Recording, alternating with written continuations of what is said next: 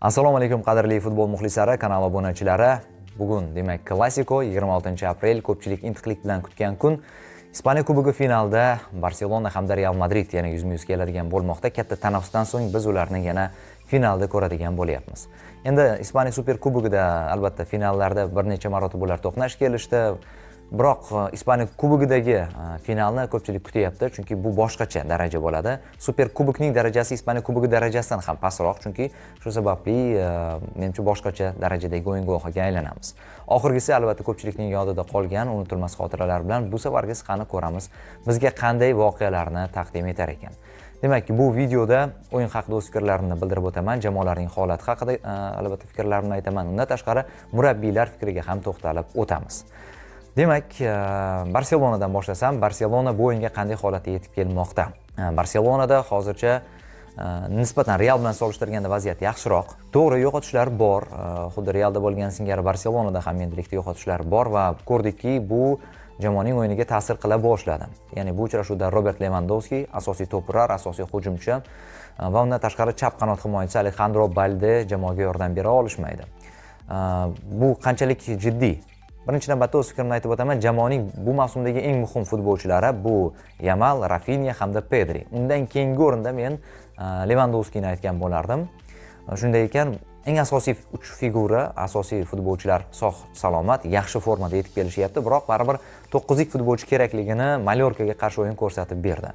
Barselona o'sha Celta bilan fenomenal comebackni amalga oshirdi, undan keyin Mallorka bilan o'ynadi. Mallorka bilan bo'lgan bahsda 40 ta zarba berib, bitta gol urdi. Shu birinchi taymda 24 ta adashmasam zarba berildi, gol urilmadi. Baribir 9lik futbolchisi kerakligini ko'rdik. Realizatsiya baribir ba'zida pand berib qo'yishi mumkin. Endi to'g'ri, bu Mallorka, baribir futbolchilar bor, o'sha maksimumni ishga solmagan bo'lishi ham mumkin. Konsentratsiyani to'liq yig'a olmagan bo'lishi mumkin. Lekin baribir bu o'ziga xos bir signal bo'ldi. Flick uchun ayni o'sha Klasiko oldidan yaxshi signal bo'ldi va buni to'g'rilash ustida menimcha mashg'ulotlarda ishlasa kerak endi Barselona. Balde shunchalik muhimmi? Men mana shu oxirgi o'yinlarda Balde jarohat olgandan keyin tushundim, bu muhim futbolchiga aylanib ulguribdi. O'zi Flick kelgandan keyin nima qildi? Flick Barselonani xavfli qurollarni aynan qanotlar qildi. Qanotlarda o'sha o'ng qanotda Kundening o'sha lateral hamda wingerlarning o'zaro bog'lami Barselonani bu mavsumda eng xavfli jamoaga aylantiryapti. Ikki qanot birdek o'sha faol o'ynayotganda, chap qanotda Balde bilan Rafinha, o'ng qanotda esa Yamal bilan Kunde bilan hammasi joyida, Yamal bilan hammasi joyida, lekin endi Balde yo'q. Ya'ni Rafinha unga hudud ochib berardi, Balde hujumda zo'r faollik ko'rsatardi. Undan tashqari uning tezligi ko'p vaziyatda hujumni boshlanishida ham yaxshi ta'sir qilayotgandi jamoaning o'yiniga. Endi Gerard Martin u yerda o'ynaydi. Martin ko'rdik, umuman boshqacha texnikali futbolchi, unda Baldening funksiyalari yo'q, lekin himoyachi sifatida u endi ko'proq yordam berishi mumkin. Shuning uchun hujumda chap qanotda biroz muammolar bo'lishi mumkin deb o'ylayapman va buni yechimini qani ko'ramiz, Flick topa olarmikin. Balki boshqa futbolchini u yerga o'sha Rafinhaga yordam berishga jo'natar yoki Rafinhaning o'zi erkin ijodkor sifatida o'ynayapti bu mavsumda, balki boshqacharoq endi funksiyalarni o'z zimmasiga olar. Shuning uchun chap qanotda biroz faollik pastroq bo'lishi mumkin deb o'ylayapman Baldening yo'qligi evaziga.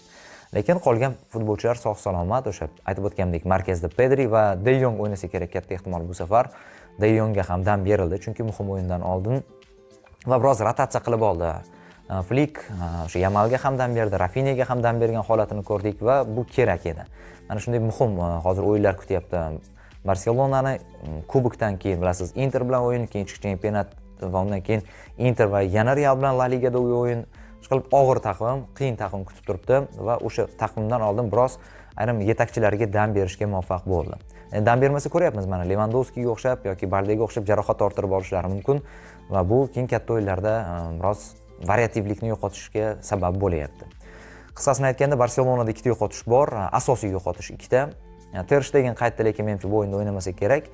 Baribir Szczesny hozir zo'r formada, Wojciech Szczesny katta ehtimol asosiy tarkibda o'ynaydi va penaltilar seriyasiga ham o'tib qolsa, uning albatta mahorati bu o'sha penaltilarda ham ancha asqotishi mumkin. Ko'ramiz, hali o'yin haqida o'z taxminimni ham bildirib o'taman. Endi esa Realga to'xtalsak, Realda o'zi bu mavsum muntazam, mavsum boshidan buyon muammolar kuzatilyapti va doim kimnidir aybdor qilishga to'g'ri kelyapti. Boshda Mbappe keldi, Mbappe o'sha jamoa himoyasiga yordam bermayapti deb hatto o'zim ham aytdim. lekin keyin uning o'sha vaziyatlardan foydalanishni boshlashi va to'plarlar ro'yxatida sekin-sekin yuqoriga ko'tarilishi oqibatida bu kamchilik biroz yo'qolgandek bo'ldi. Chunki u yo'q joydan endi gol urishni ham boshladi ayrim vaziyatlarda. Lekin hozir ko'ryapmizki, endi Mbappe ham sal yana o'zining darajasidan, ya'ni mavsum davomidagi eng pik darajasi bo'lsa, o'shanda sal pastroq darajaga tushgan holatda bu uchrashuvga yetib kelmoqda. Chunki Arsenal bilan o'yinda ko'rdik, baribir qiynaldi. Mbappe albatta bitta o'zi torta olmaydi, unga yordamchilar kerak. Rodrigo fevral oyidan beri adashmasam bitta gol urdi. Viniciusda ham baland pastliklar davom etyapti. Shuning uchun hujum uchligini hozir holati unaqa zo'r emas. Boyagi fikrim doim kimnindir aybdor sifatida ko'rsatib kelyapti Real muxlislari.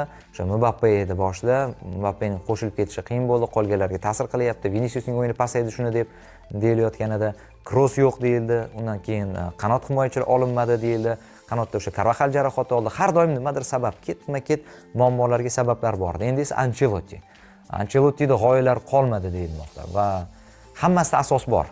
Hammasi hozir 100% haqiqat demayman, lekin sabablardan biri. Sabablar ko'payib ketdi. Realning joriy mavsumdagi o'yini pasayishiga sabablar ko'payib ketdi. Ko'pchilikda forma yaxshi emas, endi esa jarohatlar, o'zi jarohat muntazam mavsum boshidan buyon jamoani qiynab kelyapti. Endi esa Xetafega qarshi uchrashuvdan keyin Kamavinga ham qo'shildi. Kamavinga shunchalik jiddiy yo'qotishmi deysangiz, ha deb javob beraman, chunki qanot himoyada Kamavinga hamda Valverdeni qo'ygan bo'lardi katta ehtimol. Baribir Vaskes katta o'yinlarda ko'p pand berdi. O'sha Milan bilan o'yin esimda qoldi, Borussiya bilan o'yinda muammolar bo'ldi. Muhim o'yinlarda Vaskesga ishonib bo'lmasligini juda ko'p marotaba ko'rdik va Ancelotti ham tushundi. Shuning uchun katta ehtimol Valverde yana o'ng qanotda o'ynaydi, lekin endi chap qanotda Fran Garsiyadan boshqa variant qolmayapti.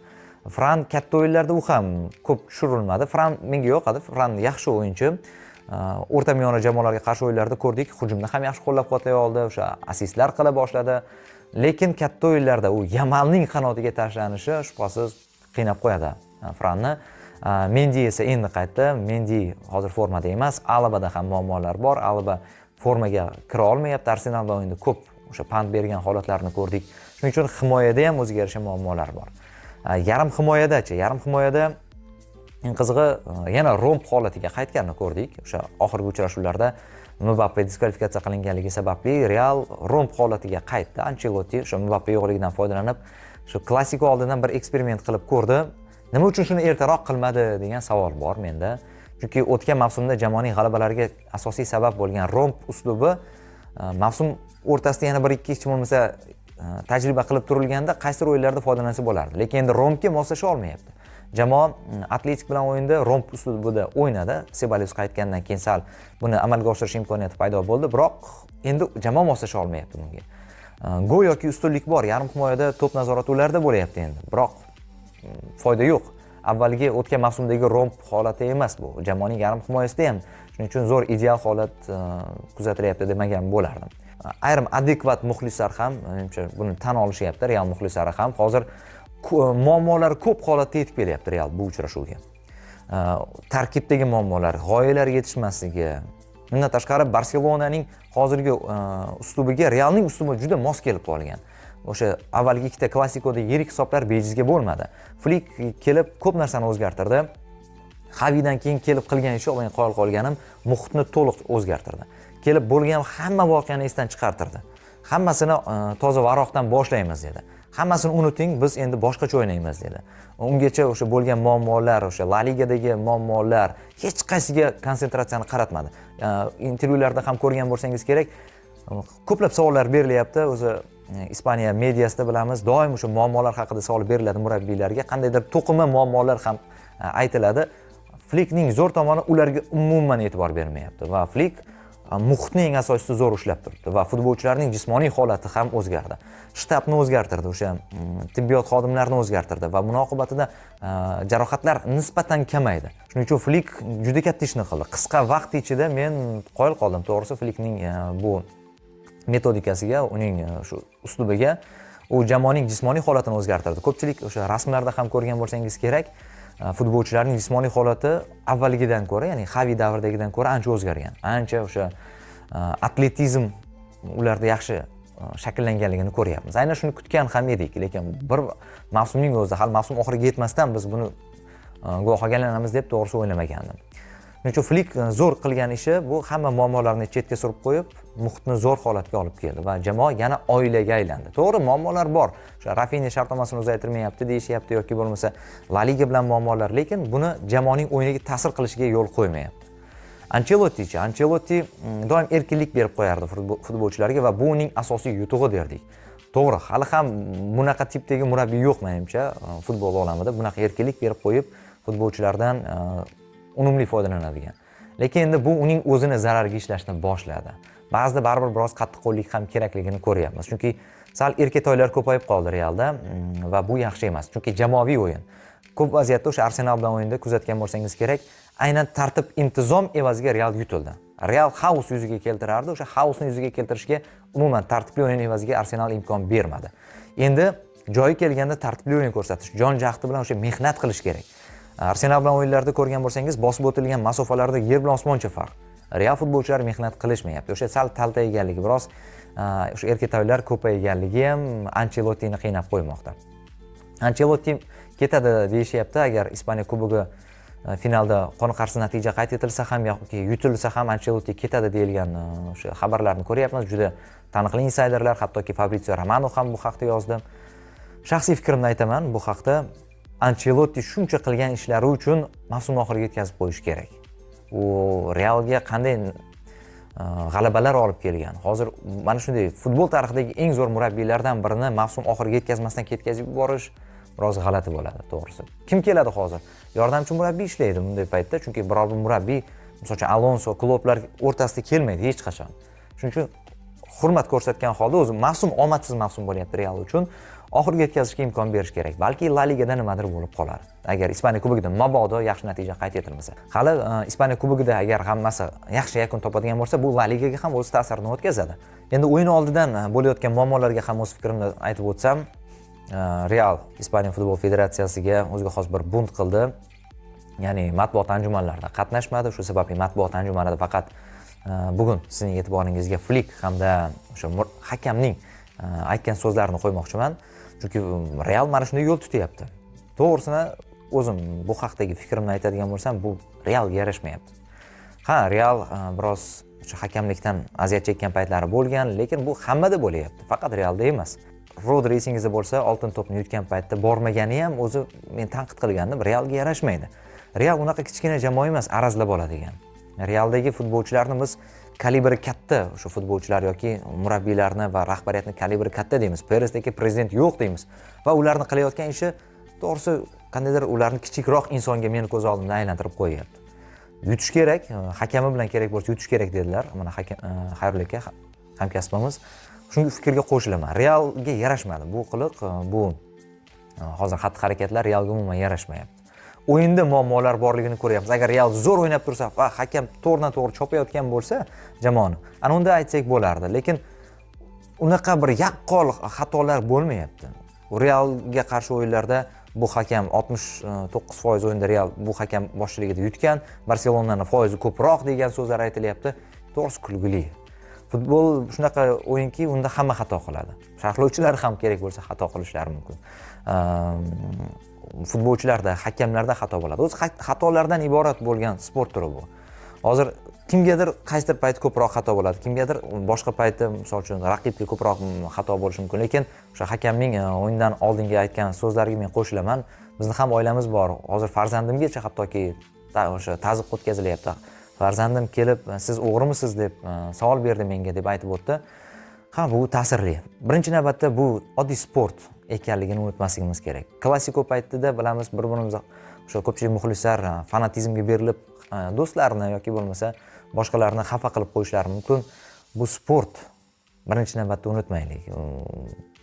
Ikkala jamoa ham bunday olib qarasak, futbol o'ynashyapti. Qandaydir hayot-mamot o'yinini hal qilishmayapti yoki sizning hayotingizga to'g'ridan-to'g'ri ta'sir qiladigan biror bir narsa qilishayotgani yo'q. O'rtaga tikilgan narsa sizning hayotingiz emas, bunchalik asabiylashsangiz.